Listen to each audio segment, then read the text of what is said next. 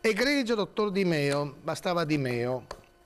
È arrivata un'email, la devo leggere, perché poi abbiamo l'amico medico Giovanni Del Ben, e quindi siccome è correlata non a lui o a quanto ci dà, ma è correlata ai medici, io la voglio leggere questa lettera. Un tanto per conoscenza e per sua e mia informazione, come mai negli ambulatori ospedalieri a noi comuni cittadini è vietato l'uso del telefono cellulare, mentre i medici interrompono le visite anche delicate per rispondere a telefonate private di relativa importanza, vacanze per esempio? Oggi la valutazione di diagnosi in corso su di me è stata interrotta per ben 2 volte, non è la prima volta, e poi ci si chiede perché accadono casi di mala sanità. Scambio di sacche di sangue, amputazione di arti sani e via discorrendo. Maggiore attenzione, meno superficialità ed dedizione al proprio lavoro, soprattutto quando dalle nostre mani dipende la vita di altre persone.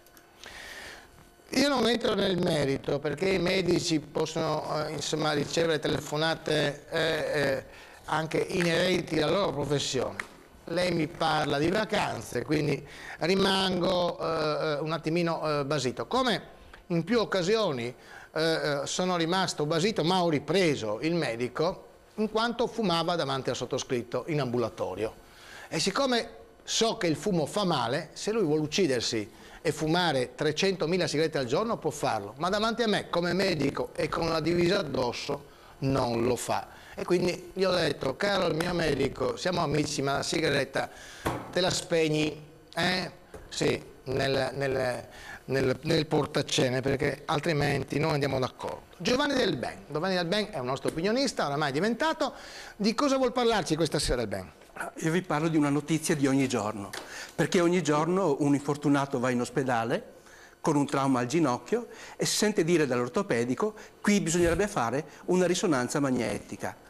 Allora la persona si mette presto alla ricerca di dove fare questa risonanza magnetica, ha il ginocchio rigido, non può fare tanta strada e spesso se abita lontano dal centro opta per farsi una risonanza magnetica a pagamento, perché quelle convenzionate in tempo breve non ce ne sono.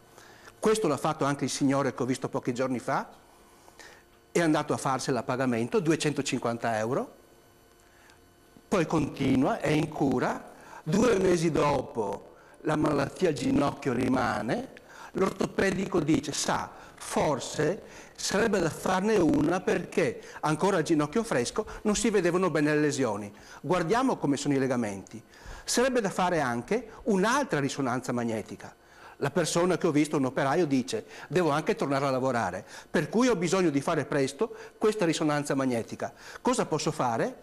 La risposta è stata: guardi, se la paga, 250 euro, oppure può andare a fare questa risonanza magnetica fuori dal Friuli Venezia Giulia, perché magari sui declivi euganei può trovare un ente che in pochissimi giorni gli fa, pagando solo la mutua, 36 euro, la risonanza magnetica. Così questo è andato, ha pagato la benzina eccetera, ma c'è questa situazione strana. Se lui pordenonese volesse farsi fare la risonanza magnetica nelle tante strutture convenzionate della nostra provincia, non potrebbe, perché si è sfondato il tetto.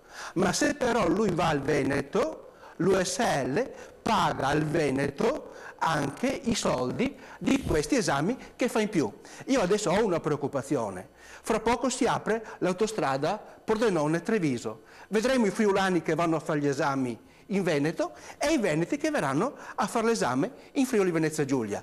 Evidentemente questa è una stupidaggine e la prossima volta che ci vedremo parleremo di chi ci guadagna e chi ci rimette, abitualmente il cittadino, chi ci rimette nell'avere le liste d'attesa troppo lunghe. Grazie a Giovanni Del Ben, medico anatomopatologo, diventato uno dei nostri opinionisti. L'appuntamento con lui è per mercoledì prossimo, perché ieri... Sulle alleanze,